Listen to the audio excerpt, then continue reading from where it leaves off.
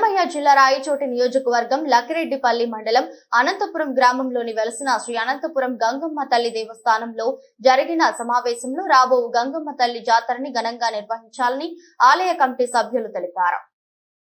కొన్ని వేల సంఖ్యలో భక్తులు పాల్గొంటారని, భక్తులకు ఎటువంటి అసౌకర్యం కలగకుండా జాగ్రత్తలు తీసుకుంటామని, అమ్మవారి దర్శనాన్ని భక్తులు ఎటువంటి ఇబ్బందులు లేకుండా దర్శించుకోవడానికి సదుపాయాలను కల్పిస్తామని కమిటీ సభ్యులు తెలిపారు.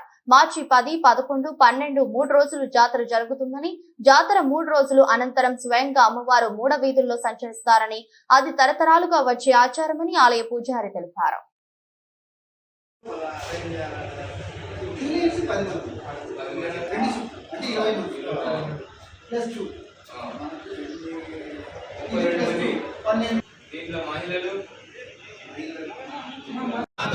వందే మాతరం మాతరం మాతరం వందే మాతరం మాతరం మాతరం వందే మాతరం మాతరం మాతరం వందే మాతరం.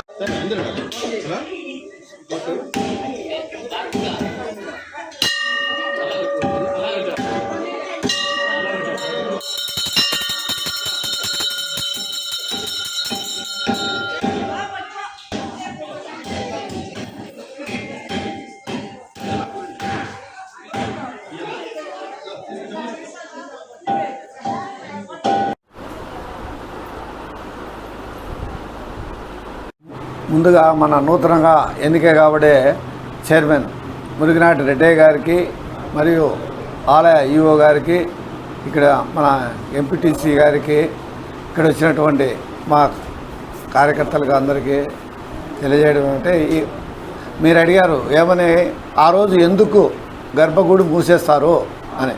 మైల్తినాలు జరిగిన మరుసటి రోజు ఆనవాయితీ ప్రకారము ఎప్పటి నుంచో ఎప్పుడైతే రాత్రి 8 గంటలకు కానీ 9 మధ్య మూసేస్తే తెల్లవారిదాకా ఇక్కడ ఎవరు ఉండరు అనేది ఒక ఆనవాయితీ ఉంది. కాలక్రమేణా ఇప్పుడు కొంతమంది ఏమవుతుందని ఉంటాడు. ఎందుకు అట్లా అంటే, ఇంతకుముందు గతంలో ఒక ఆయన చెట్టు మీద ఏం జరుగుతుందో అని పరీక్ష చేసేదానికి ఇక్కడ లోకల్ ఆయనే ఉన్నాడట. అమ్మవారు వచ్చి రాత్రి రక్తం తాగి ఈయన కొడుకు మా మీద ఇంత తెలుసుకోవాలని పగబట్టాడా, ఈయన చంపని వాడిని చంపేసింది.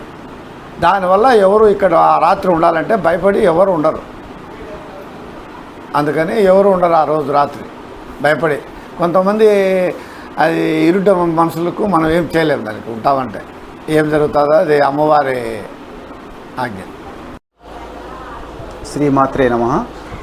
ఈసారి శ్రీ గంగమ్మ దేవతా దేవస్థానం అనంతపురం విలేజ్ లక్కిరెడ్డిపల్లి మండలము అన్నమయ్య జిల్లా నందు శ్రీ అమ్మవారికి ప్రతి సంవత్సరం లాగానే ఈ సంవత్సరం కూడా అమ్మవారి జాతర మార్చి 10 నుంచి మార్చి 12 వరకు, అనగా 10/3/2024 నుంచి 12/3/2024 వరకు 3 రోజుల పాటు అత్యంత వైభవంగా జరుగుతుంది.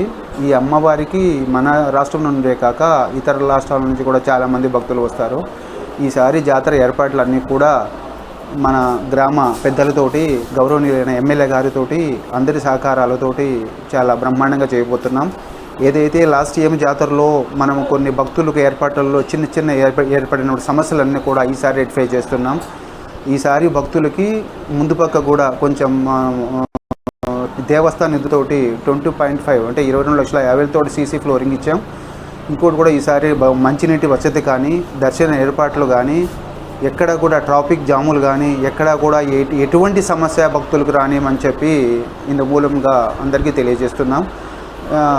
ఇందులో భాగంగానే 28/2/2024 తేదీన గవర్నర్ ఆర్డీఓ గారితోటి అన్ని శాఖల మండల స్థాయి అధికారులతోటి సమావేశం ఏర్పాటు చేయడం జరిగింది.